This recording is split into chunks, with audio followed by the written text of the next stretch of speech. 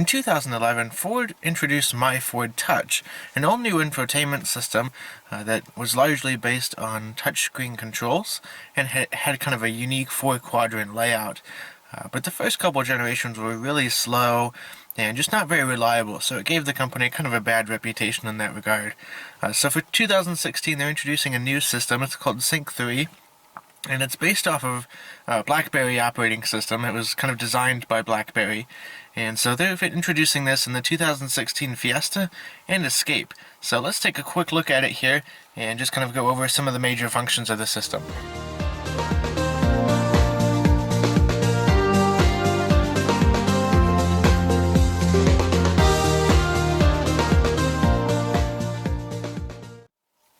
Okay, let's go ahead and turn the car on. And it takes a couple seconds for the system to kind of boot up here. And so here we are. So as you can see, it still has the same touchscreen as My Ford Touch has, except it's a completely different look and feel.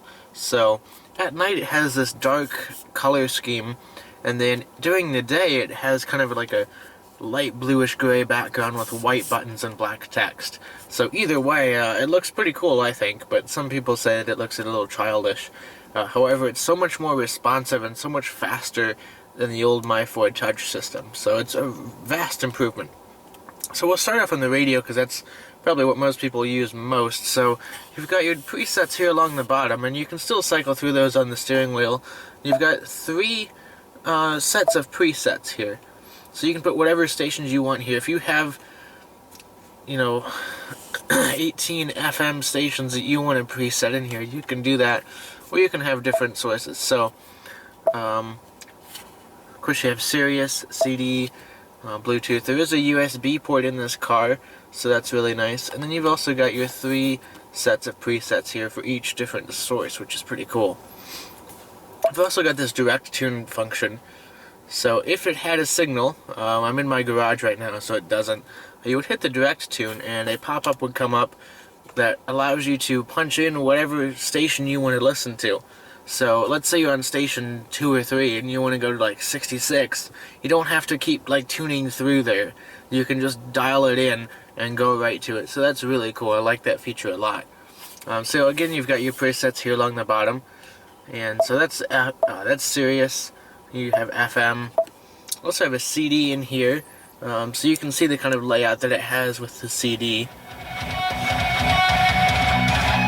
I also really like the audio volume notification that comes up here. It just kind of comes up real quick. It has that rotary style look to it, and then just quickly fades away.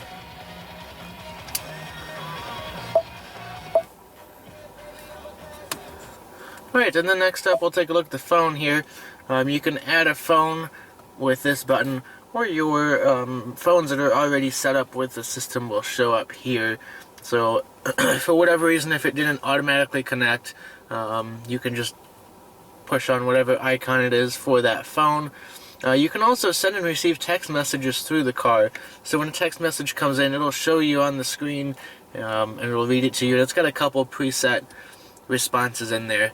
So there's voice controls located on the steering wheel, so that's how you're going to operate most of your phone functions, and it just prompts you to whatever you're trying to do. So it's really easy to get through, and there's really nothing to show there. Apps here, I don't honestly know a lot of people that use in-car apps, but you do have that capability here. So if you wanted to download some apps on your smartphone that are compatible with this system, you can do that. They'll show up here. And we'll go into settings here, and I like the very monotone look on this. So the icons are very simplistic and whatnot, and this is where pretty much everything for the entire car lives as far as settings. Of course you have sound, clock, Bluetooth, all that good stuff. But then if we swipe over here, you have settings for Wi-Fi. So all systems, or excuse me, all updates for this system will be downloaded through Wi-Fi. So if you park your car in the garage at night and you connect it to your Wi-Fi, you can download whatever updates Ford has for this. So that's pretty cool. And then we'll go into vehicle settings here, and you can really customize certain things with the car. So, for example, you can turn on or off Hill Start Assist. So let's say you don't really like that feature. This car actually has the ability to turn that off. You can turn off warning and like notification chimes, which is really cool. I've never seen that in a car before. And then My Key, you can set up certain settings for each keys. So let's say you've got a driver in the house that you don't want going over like 80 miles an hour, or you don't want the radio volume going up past a certain amount. You can customize those settings in here. So that's really cool, and you can just like turn those things off and on, which is really cool. So you can see how smoothly everything swipes, and it's just really cool how smooth that is. And then along the top here is one of my favorite features. It has this like notification bar looking thing on the top, and you can't really tell right now because it's in the nighttime mode, but in the daytime mode it's complete, it's a black solid bar across the top, so it looks like a notification bar on like a smartphone or something, and it's really cool. And so as there's different things that pop up, it will show up here.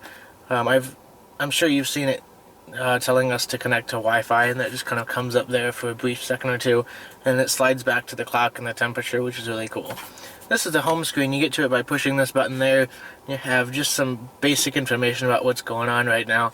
So you've got your radio, a compass, and whatever information you need about your phone. So that's really cool. And there's still a few physical buttons and whatnot here. You've got your volume, and you've got your tuning and your seeking. You can change the source here or access the sound settings, which is pretty cool. There is a single CD slot, and so as more car makers are updating their infotainment systems, some vehicles don't come with a CD player anymore, but quite a few people still use that, so it's nice that Ford offers that in this car. So that was just kind of a brief look at some of the major functions here of Sync 3, and I haven't been using it a whole lot, but already it really seems like a vast improvement over my Ford Touch. Just the speed and the response of everything is fantastic, and just seems to work really well. And I really like the simplistic, easy to understand graphics and whatnot. So seems to be a pretty good system so far.